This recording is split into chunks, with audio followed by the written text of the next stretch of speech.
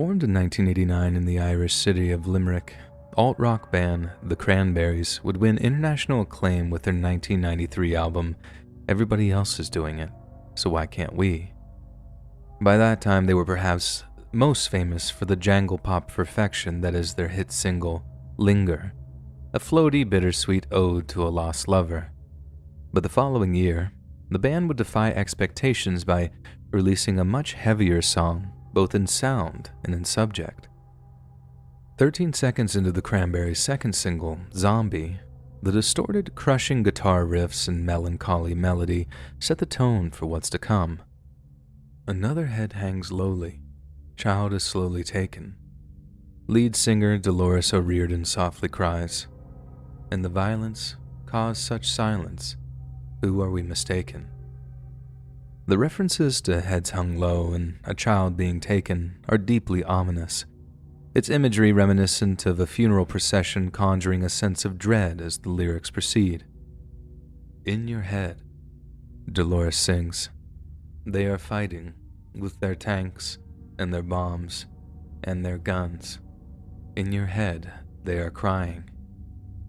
At that point in the song, it's not quite clear who they are, but as the bridge transitions into the chorus, Dolores clearly has a question for the belligerents, as well as stout accusation.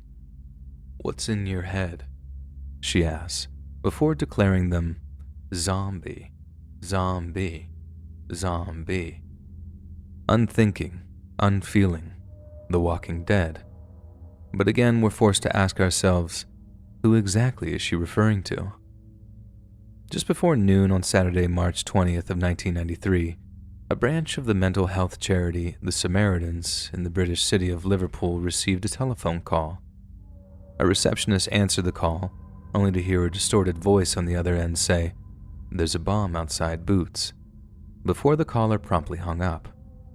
Bearing in mind that this was during the height of the Irish Republican Army's mainland bombing campaign, the threat was taken very seriously, and the receptionist immediately relayed the information to the local police force.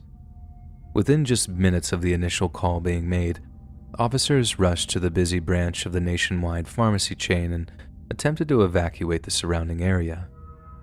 However, when the area was cleared, officers couldn't locate anything that amounted to a suspicious package or a suspect device.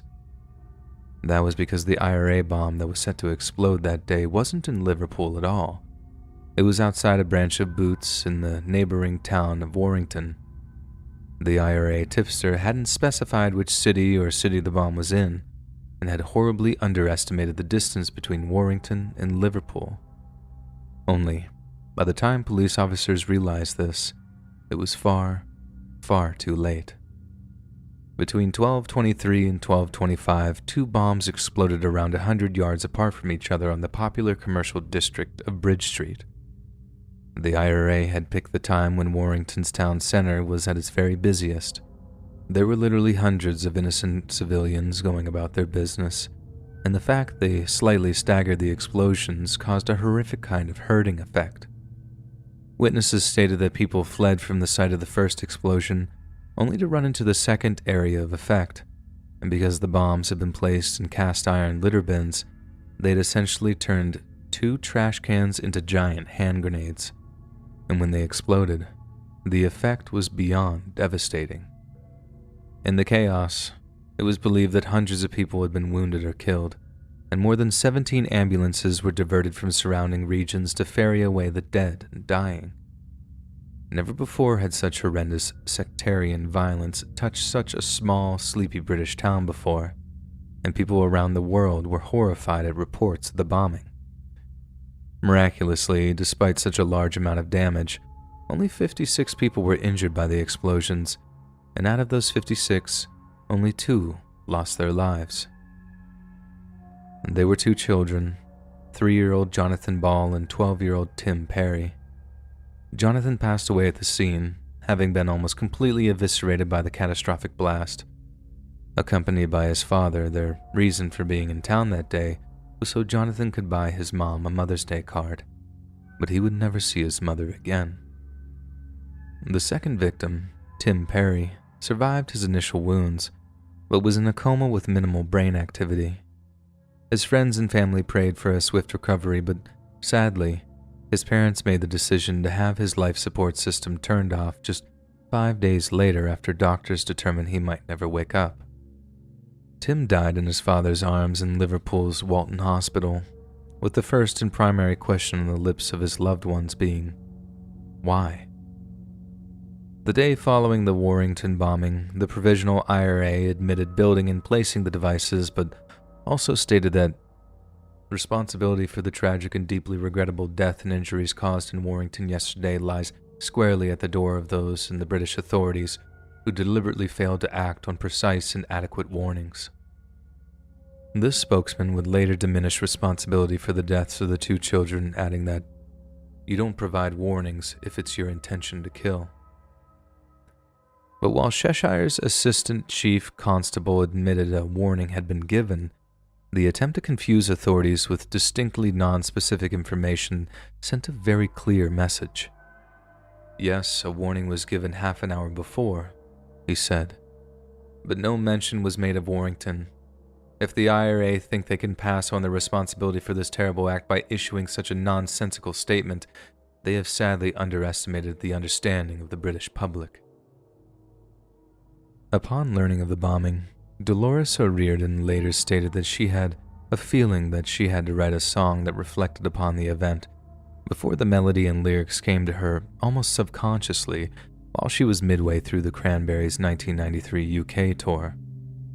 During an interview in 2017, Dolores recalled the songwriting process, saying that there were a lot of bombs going off in England, and I remember this one time a child was killed when a bomb was put in a rubbish bin, and that's why there's the line in the song about a child being slowly taken.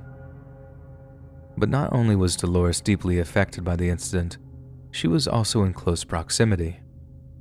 "We were on a tour bus near the location where it happened, so it really struck me hard," she explained. "I was quite young, but I remember being devastated about the innocent children being pulled into that kind of thing. So I suppose that's why I was saying, it's not me. That even though I'm Irish, it wasn't me. I didn't do it. Because being Irish, it was quite hard, especially in the UK, when there is so much tension." She wasn't wrong. By the early 90s, anti-Irish sentiment was extremely high thanks to the IRA's bombing campaign, and innocent Irish people all over the country were finding themselves the victim of people's fears and hatred. It seems the cry of "zombie, zombie, zombie" wasn't just directed at those responsible for the mindless violence, but also those who were quick to scapegoat the innocent. Knowing what inspired the song, knowing what Dolores O'Riordan is singing about, it's difficult not to be moved by the wailing of her question, "What's in your head?" How could a person go about murdering children and convincing themselves it was the right thing to do? What kind of people can massacre innocent civilians and justify it to themselves?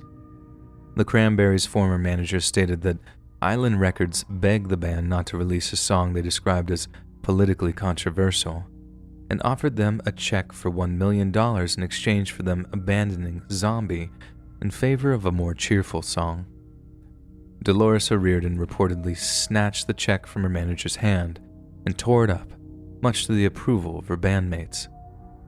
Dolores was fragile but very opinionated, the Cranberries' manager later said. She felt the need to expand beyond "I love you and you love me" kind of songwriting and write about what was happening in Ireland. In an interview with the Los Angeles Times, Dolores confirmed the check rumor to be true, asserting that "I just cannot accept children being slaughtered at the hands of political violence, and I'd like to think Zombie made people reflect a bit on our society and what we become." Sadly, Dolores passed away in a London hotel room in January of 2018 and was buried alongside her father in Corelli Cemetery in Herbertston County, Limerick. She might be gone, but the legacy of her songwriting lives on, and not only has she left behind some of the sweetest love songs of the early 90s, but also a song with one of the darkest backstories in musical history.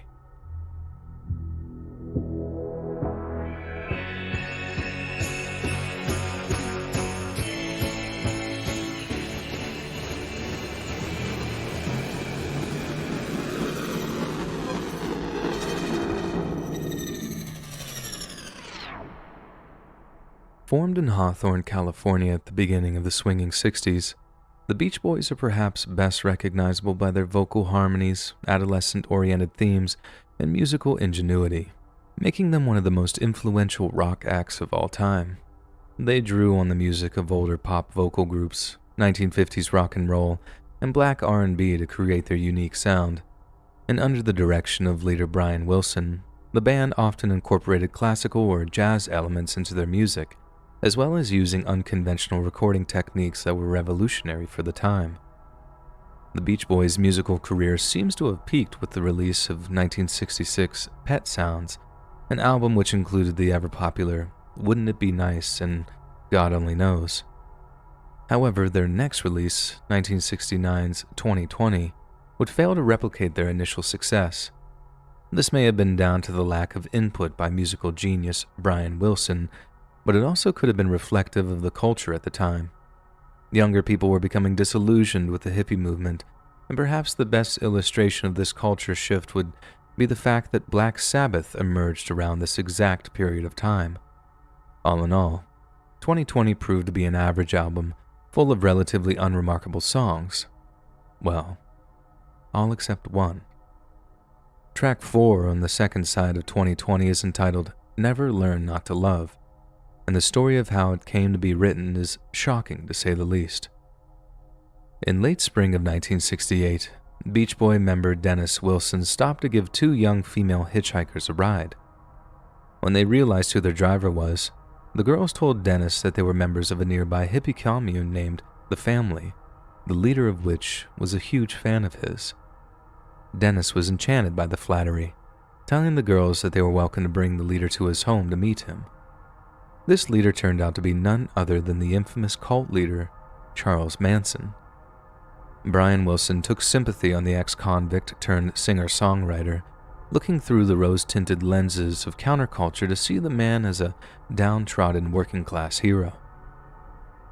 He was also convinced of Manson's musical talents, and announced that he was interested in signing him to the Beach Boys record label, Brother Records. The band's biographer, Dan Caffrey, said that it's understandable to see why Wilson felt a musical kinship with Manson, because their songwriting frayed the edges of traditional forms. While observing the slow death of the band's musical rapport, Manson penned a song named Cease to Exist, its lyrics reflective of the increasingly fraught relationship between the three Wilson brothers, and it seems they resonated deeply with Wilson. They were fighting amongst themselves, so I wrote the song to bring them together, Manson later said. Submission is a gift. Give it to your brother. Dennis has true soul, but his brothers couldn't accept it. Dennis would later convince his brothers to record the song, but for some reason, the band ended up changing the melody and lyrics. Vocalist Mike Love later claimed that he had no idea Manson had penned the song, hence why he wasn't credited on the album it appeared on. Dennis Wilson claims that no credit was given because he had purchased the publishing rights from Manson for a bag of cash and a BSA motorcycle. He didn't want any credit, Dennis said. He wanted money instead. I gave him about $100,000 worth of stuff. Yet it was later revealed that there was a great deal of bad blood between Manson and the Wilson brothers after they'd accused Charlie of stealing valuables from them. The Beach Boys sound engineer, Stephen Desper, said the lack of credit was more of a revenge tactic. If Manson had been a decent person, the Beach Boys organization would have given him credit and treasure, as they did with other writers, he said. But Manson was a thief and did not play by civil rules. By those rules, he was compensated as far as they were concerned. And besides, the boys mistook Manson's original concept and made something of it, something Manson could never have done. Needless to say, Manson heavily disputes this version of events and was furious to discover that his work had basically been ripped off. Rumor has it that Manson drove up to the house where the Wilson brothers lived, before placing a single unfired bullet on the doorstep as a not-so-cryptic message to them. According to some, the brothers feared an escalation in tensions, but famously, Manson's life outside of prison was cut short after his involvement in the Tate LaBianca murders. And the rest, as they say, is history. As word of Manson's insane theory of helter-skelter became public knowledge, so too did his previous friendships with the Beach Boys. The relationship, as well as the origin of Never Learn Not to Love, has been a source of constant embarrassment for the Wilson brothers, who surely lived to regret their association with Manson and his family.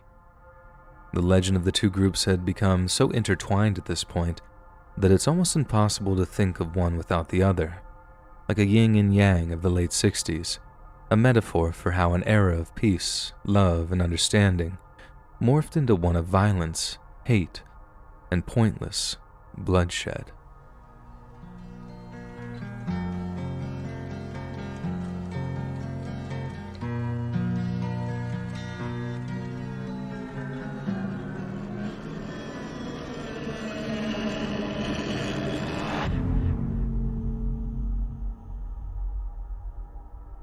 Nebraska is the title of Bruce Springsteen's 1982 solo album.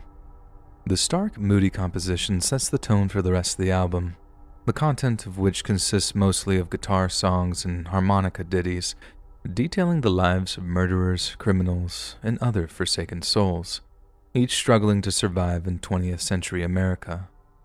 Nebraska itself tells the story of the infamous Charles Starkweather, who, along with his teenage girlfriend, Carol Ann Fugate, murdered 11 people over an 8-day period between December 1957 and January 1958. Born in Lincoln, Nebraska on November 24th of 1938, Charles Starkweather was born the third child of a poor working-class family. His father was a struggling carpenter who suffered from rheumatoid arthritis in his hands, meaning his mother often had to put bread on the table by working as a waitress. Charles himself suffered from genu varum, a mild birth defect that caused his legs to be slightly misshapen. He also suffered from a speech impediment, which led to him being bullied by other kids at school. As he aged into his teenage years, the only school subject Starkweather had enjoyed was gym, where he apparently found a physical outlet for his anger against those who bullied him. He started lifting weights and taking amateur boxing lessons, then turned his fury on those who had once picked on him. A high school friend would later recall, "Charlie could be the kindest person you've ever seen. He'd do anything for you if he liked you. He was a heck of a lot of fun to be around, too. Everything was just one big joke to him. But he had this other side, too. He could be real cruel. If he saw some poor guy on the street who was bigger than he was, better looking or better dressed, he'd try to take the poor guy down to his size." By the time Starkweather made the decision to drop out of high school, his parents and family were apparently afraid of him due to unpredictable violent outbursts. Then, in 1956, the 18-year-old Starkweather was introduced to 13-year-old Carol Ann Fugate through her older sister Barbara, who was dating Starkweather's friend. Bruce Springsteen immortalizes this moment in Nebraska with the line, "I saw her standing on her front lawn, just a-twirling her baton. Me and her went for a ride, sir, and 10 innocent people died." Shortly after the initial meeting, Starkweather became obsessed with Carol Ann and got a job at a Western Union newspaper warehouse solely because it was located near Whittier Junior High School in Lincoln, where Fugate was a student. This allowed him to visit the girl every single day, slowly worming his way into her life with schmaltzy attempts at romance. As a way of gaining her affections, Starkweather began to teach Carol how to drive. But one day, she accidentally crashed his 1949 Ford into another car, and it turned out that Starkweather's father, Guy, was the registered owner of the vehicle. Naturally, he was furious when his son refused to foot the bill and eventually kicked him out of the family home. This seems to have been the catalyst for Starkweather's nihilistic worldview, and he seemed to believe that his life would only be downhill from there. He got a job as a garbage collector for minimum wage, but he had an ulterior motive, as the garbage route allowed him to plot a robbery of his true target, one of Lincoln's savings banks. But in reality, Starkweather's first crime would be a considerably smaller target, and would be considerably bloodier than he'd initially planned. On November 30th of 1957, Starkweather asked a Lincoln service station attendant by the name of Robert Culvert to sell him a stuffed animal on credit. It was intended as a gift for his girlfriend, Carol, but the clerk refused to sell it to him, despite his touching explanation. Charles was furious, returning later on in the evening with a shotgun, whereby he forced Colvert to hand him $100 from the store's register. Charles then drove the clerk to a secluded location, beat him, then shot him several times with a shotgun. It was then he had something of a revelation. While looking at the bloody corpse of his first victim, he realized their troubles were over. In contrast to all the injustice and inequality they'd suffered in life, in Charles' eyes, the dead were all equal. Or as he put it, dead people are all on the same level. With this in mind, Starkweather's killing spree began in earnest. On January 21st of 1958, Starkweather went to Carol's family home to pick her up, but her mother and stepfather told him to stay away. In response, Charles shot both of them, then strangled and stabbed to death their 2-year-old daughter, Betty Jean. He lied to Carol, telling her the family had been kidnapped and insisting they flee the area as soon as possible. The couple then drove to the farmhouse of 70-year-old August Meyer, one of Carol's family friends who lived in Bennett, Nebraska. Starkweather killed him with a shotgun blast to the head, robbing the dead man to further fuel his crime spree. After they attempted to escape, the young couple's car got stuck in some mud, and they abandoned the vehicle in favor of hitchhiking. When Robert Jensen and Carol King, 2 local teenagers, stopped to give them a ride, Starkweather forced them to drive back to an abandoned storm cellar in Bennett, where he shot them both in the back of the head. Charles and Carol then drove to a wealthy Lincoln neighborhood, where they entered the home of industrialist C. Lauer Ward. There, they murdered the Ward's housemaid Lillian Fenkel, then killed the family dog by breaking its neck to keep it from alerting the Wards when they eventually returned home. Clara arrived home first, where she was ambushed by Charles, who stabbed her to death.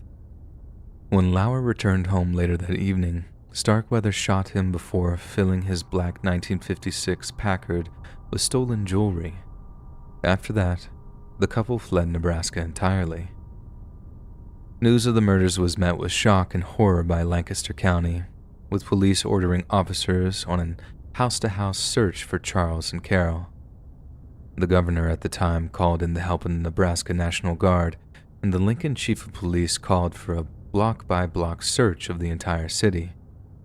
After several sightings of the couple were reported, the Lincoln Police Department was accused of incompetence for being unable to capture the pair, but they did so by almost constantly switching vehicles. Like when they came upon traveling salesman Merrill Collision sleeping in his Buick along the highway outside Douglas, Wyoming. After Collision woke up, he was executed, and it shows just how evil Starkweather was that he actually woke his victim up to see his reaction to his impending death. Yet this move would prove their undoing, and a very unlikely culprit is to blame.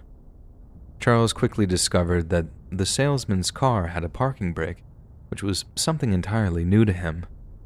While he attempted to drive away, he failed to release the brake, and when a passing motorist stopped to help, Starkweather threatened him with a rifle.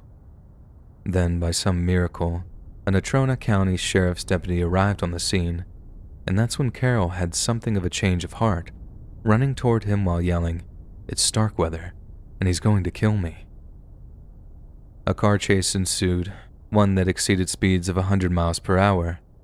During the chase, a police bullet shattered Starkweather's windshield, and flying glass cut him deep enough that he suddenly stopped and surrendered. He thought he was bleeding to death, the county sheriff later said. That's the only reason he stopped. That's the kind of yellow SOB he is. Just after midnight on June 25th of 1959, Charles Starkweather was executed by electric chair at the Nebraska State Penitentiary in Lincoln, Nebraska. He gave no official statement for his last words, but was said to have written to his parents to say, "But Dad, I'm not real sorry for what I did, 'cause for the first time me and Carol have more fun." This sentiment was immortalized in Springsteen's songs with the lines, "I can't say that I'm sorry for the things we done.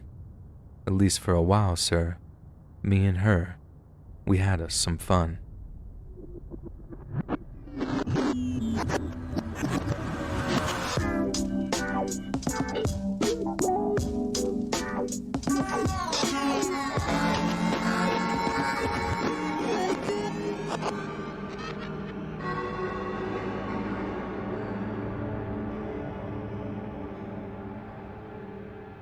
In 1994, American R&B group TLC released their second album, Crazy Sexy Cool.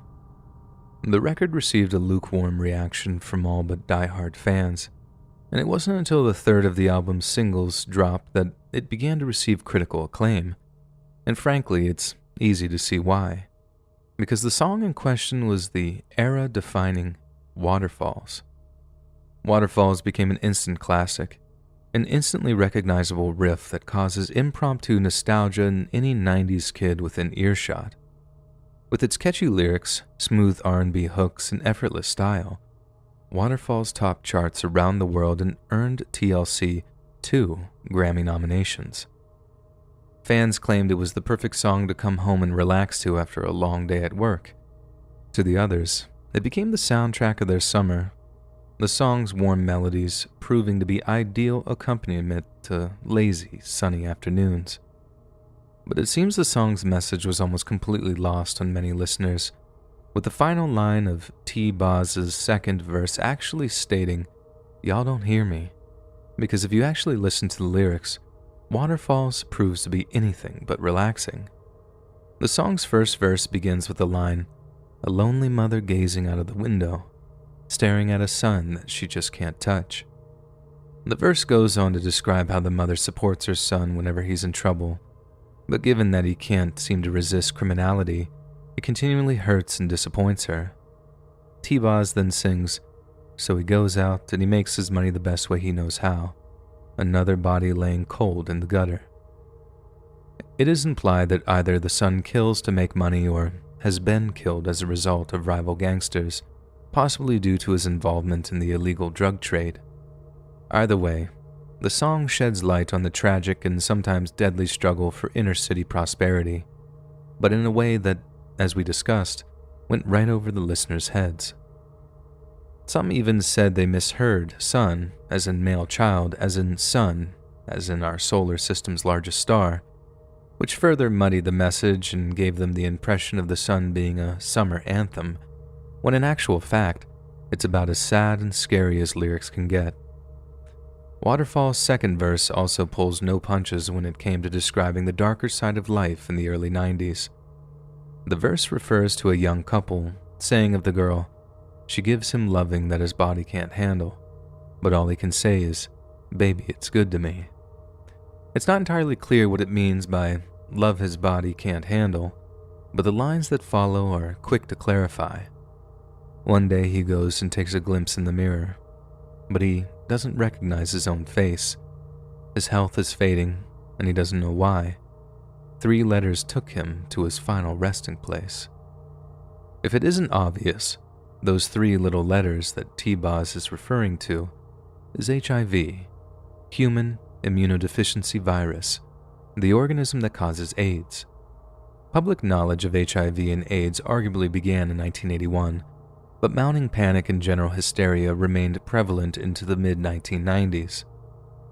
In 1987, one of America's most loved public figures, Oprah Winfrey, announced on her show a series of strong misinformation pertaining to the disease.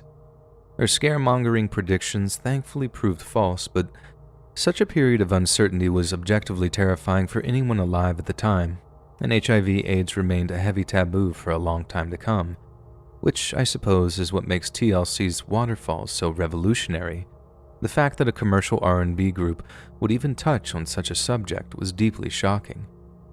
In a way, it's no wonder people tuned out of the lyrical message to focus solely on the music.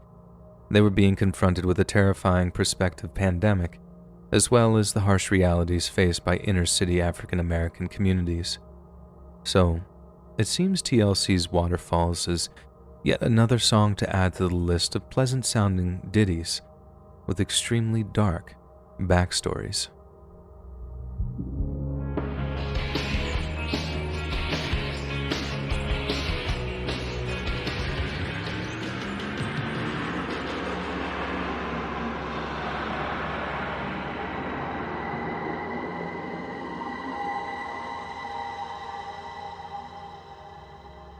Formed in Tempe, Arizona in 1987, the band known as Gin Blossoms rose to fame following the 1992 release of their first major label album, New Miserable Experience. This was shortly followed by the release of their first major single, Hey Jealousy, a somewhat popular song which saw extensive radio play and pushed New Miserable Experience into the US Top 40 Albums chart for around 6 weeks. Originally written around the time of the band's inception, Hey Jealousy was inspired by founding guitarist Doug Hopkins' desire to get back with his ex-girlfriend Kathy, who had left him because of his problematic alcoholism. But it also spoke of his low self-esteem and gripping addiction in the line, "And if you don't expect too much from me, you might not be let down. If I hadn't blown the whole thing years ago, I might not be alone." Given the song's success, you might expect things to look up for Hopkins. However, that proved not to be the case.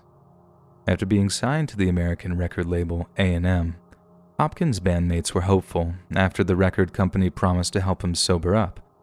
But Hopkins was extremely resistant to this and saw the attempt as a part of a wider effort to dumb down and control the band's creative output.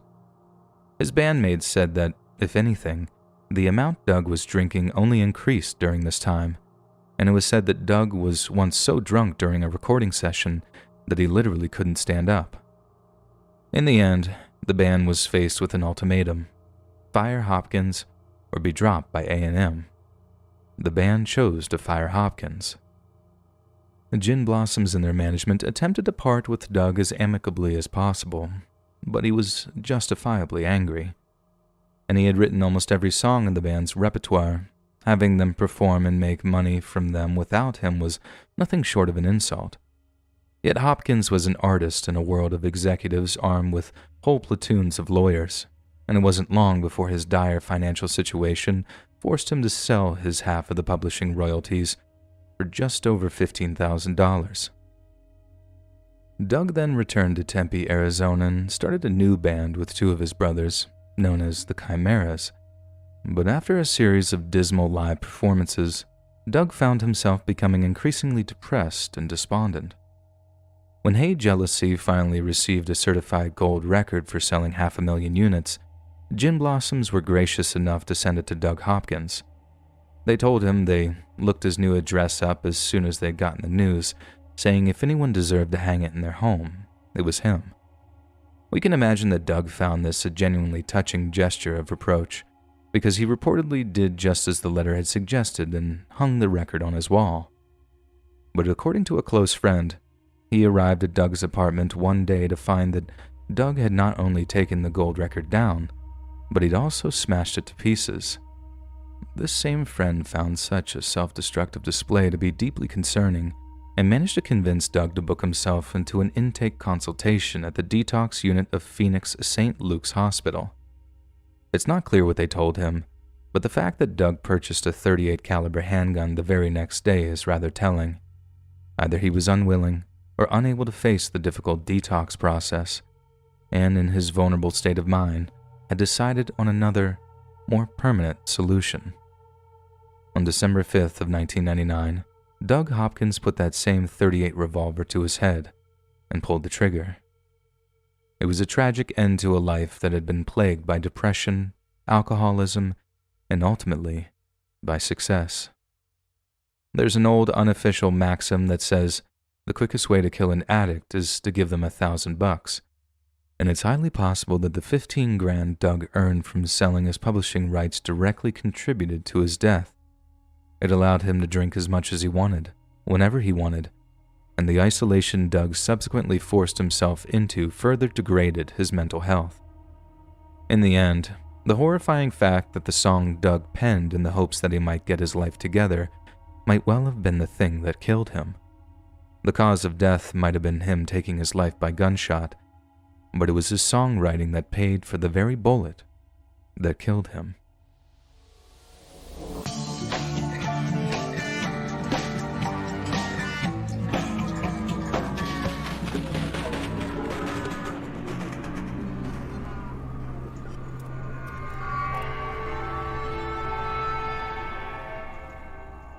On February 24th, 1998, American alternative rock band Fastball released the lead single from their second studio album, All the Pain Money Can Buy.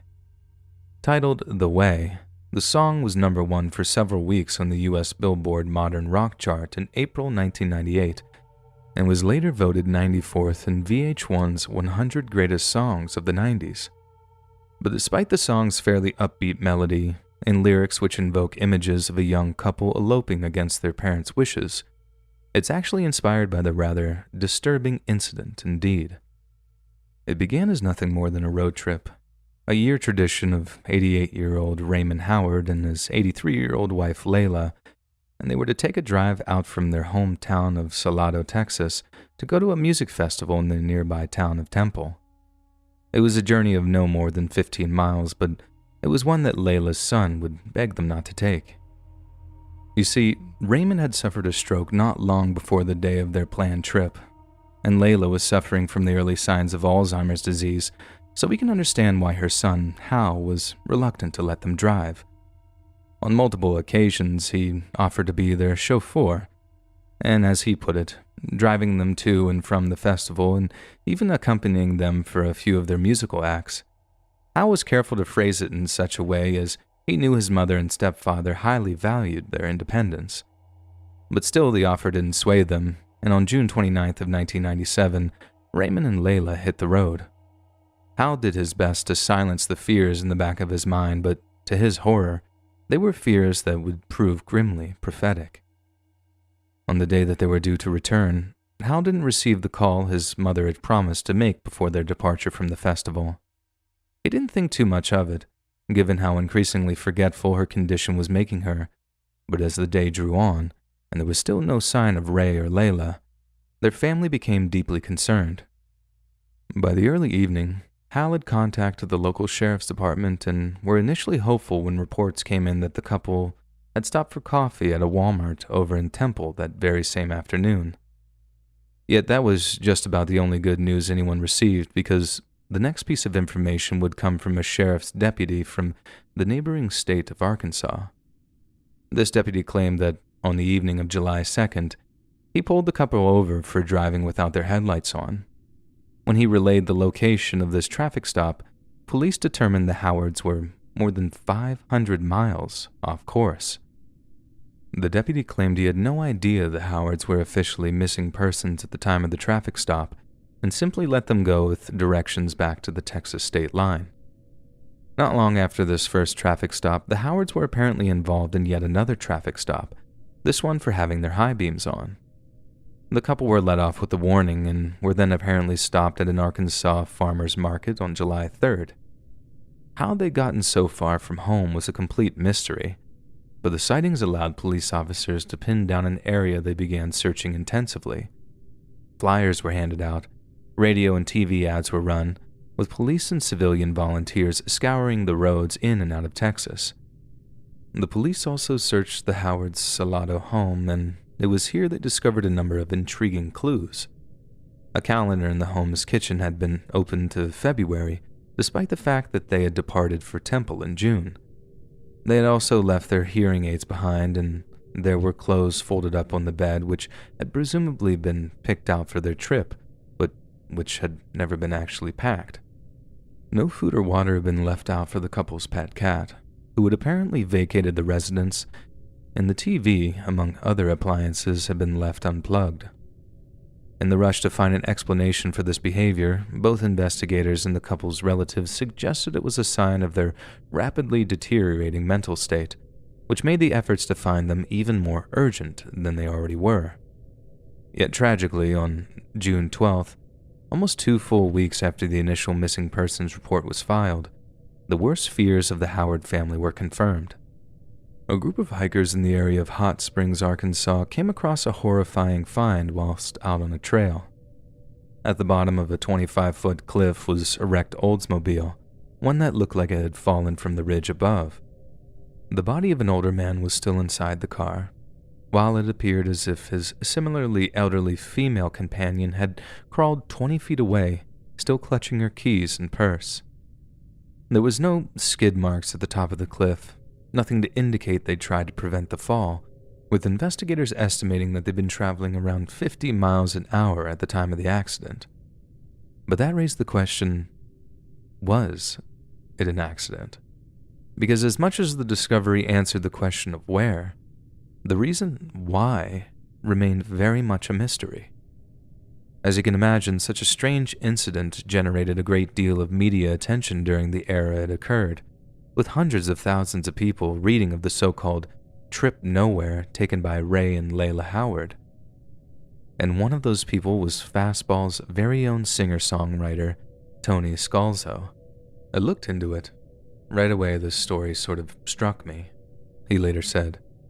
It was sort of an ongoing story for a while, and before they were found, I started getting these ideas like, maybe they don't want to be found. Maybe they're just like, sick of being responsible and they just want to go out and have fun. The Way was released 1 year after the bodies were found, and Scalzo likes to think of it as a sort of memorial to the missing couple, something to immortalize them. Like many, Scalzo was horrified when he learned of the Howards' fate, but chose to put a much more positive spin on what was otherwise a terrifying morbid mystery. He chose to believe that there was a kind of romanticism to their final act together, the idea that maybe they'd chosen to simply go out on their own terms, so to speak. One critic phrased this as, perhaps in that moment, it wasn't 1997 anymore. Maybe for Ray and Layla, it was a much earlier time for them.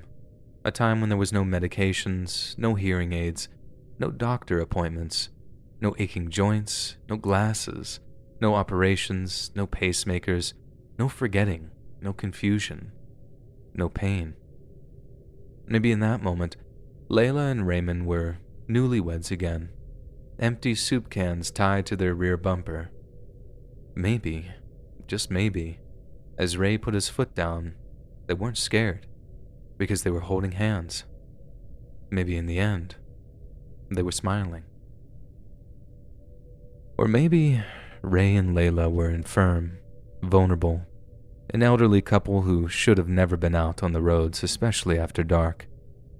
Maybe they've been looking forward to telling family all about the music festival that had reminded them of why the most important thing in life is making the most of time with our loved ones, when instead, they hurtled off of a cliff at 50 miles an hour, terrified and confused, wishing they'd just let Hal drive them like he'd offered to.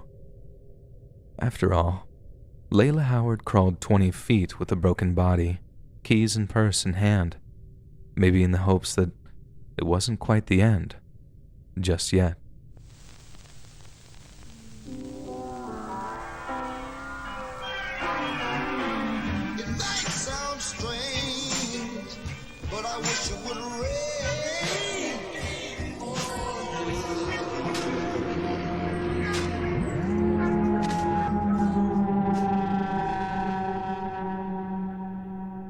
With its origins dating all the way back to the mid-1950s, Detroit-based Motown pioneers, The Temptations, remain one of the world's best-loved soul groups.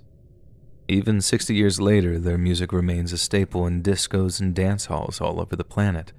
And whether it's My Girl, Ain't Too Proud to Beg, Papa Was a Rolling Stone, or Ball of Confusion, you'd be hard-pressed to find a person, at least in the Western world, who couldn't hum you a Temptations tune. But of all the Temptations recorded songs, one stands out from all the others as having a haunting backstory, a song named I Wish It Would Rain. Released in 1969, the song showcased lead singer David Ruffin's vocal talents with a song about a man so heartbroken by the loss of his woman that he wishes the rain would fall to hide his tears. But while listeners were overcome by the genuinely emotive lyrics, they have no idea how much real-life sentiment was behind it. You see, the song was written by Motown Records' in-house songwriter, Roger Penzabene, who had already written tunes for the likes of Marvin Gaye and Gladys Knight. Penzabene often used his wife as a muse, tapping into the boundless love he felt for her to pen songs such as You're My Everything, in which he expressed what she meant to him. Some of the lyrics read as follows: You changed my life, kept the world from closing in on me. I was blessed the day I found you. Gonna build my whole world around you. You're everything good, girl, and you're all that matters to me. Temptations member Otis Williams once said, "We liked Roger a lot. He was a young, nice-looking, but kind of quiet and reserved, and very humble. The inspiration for those great songs was his unhappy personal life." But few know of just how unhappy Penza Bene was, because the same woman who inspired him to write so many beautiful love songs was the same woman who broke his heart. When Roger discovered she'd been cheating on him with an old flame, he became completely despondent, and he found himself unable to write cheerful songs, and although his talent never waned, his contributions began to include the likes of "I Wish It Would Rain" and the outright tearjerker, "I Could Never Love Another." The Temptations were unsure if they should even release "I Wish It Would Rain" given Penza Bene's fragile mental state, but after assuring them that he was okay with it, the band released the single to critical acclaim. The song was released shortly after Christmas of 1967, and some say that Penza Bene reached out to his estranged wife, informing her she'd inspired the song in the hopes it'd get her to come home. Whether or not she got back in touch is unclear, but we know for certain that on New Year's Eve of 1967, Roger Penza Bene took his own life at the age of just 23. In light of this, it's almost impossible to listen to "I Wish It Would Rain" without being haunted by the bleak truth of its inception. A song so racked with pain and heartbreak that its major release would cause its author to take his own life. By sharing his sufferings with the world, it's possible that Penza Bene believed he could diminish it. However, the record's release only seemed to amplify the feelings of hopelessness, leading a talented young songwriter to cut his career short, way before his prime.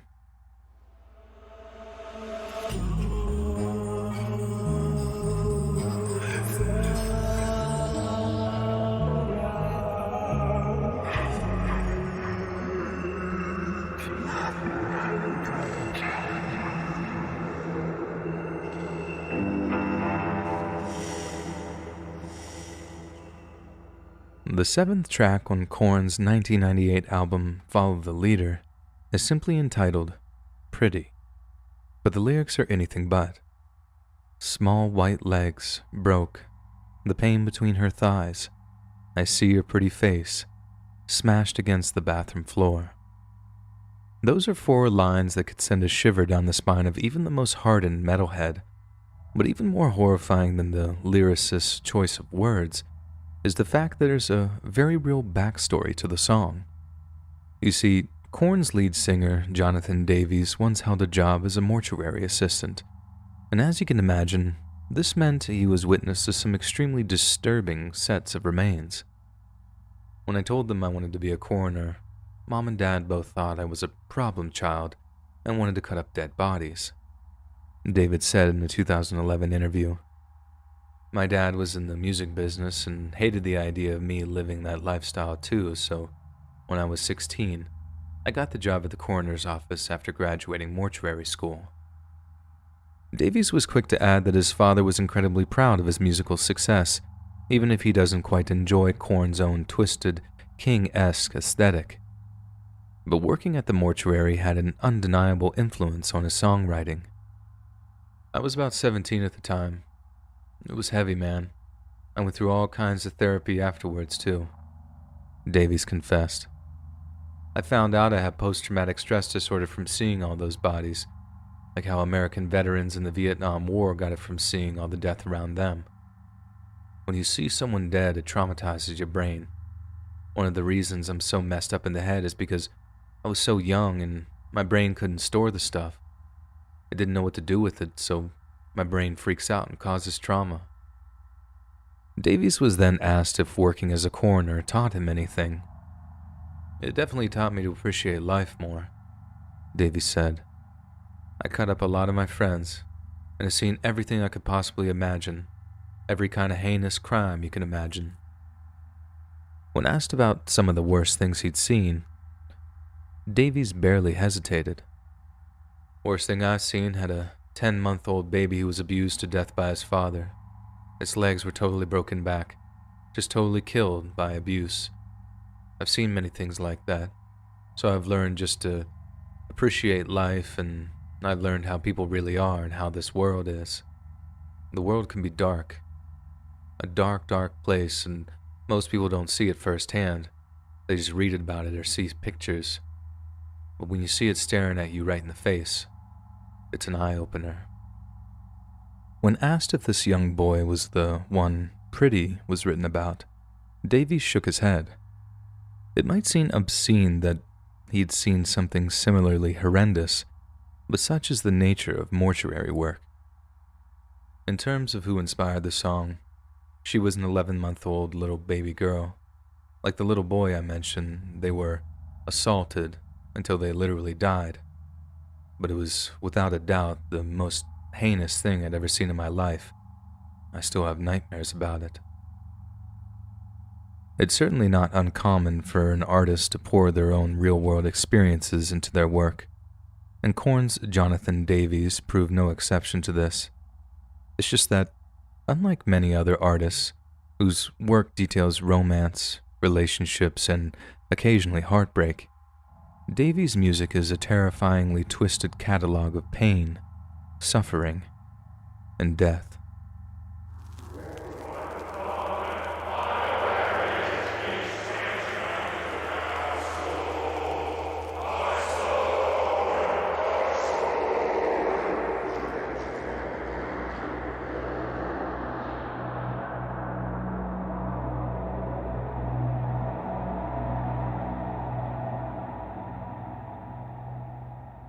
For as long as wars have been fought, the men who fought them have sought comfort in song.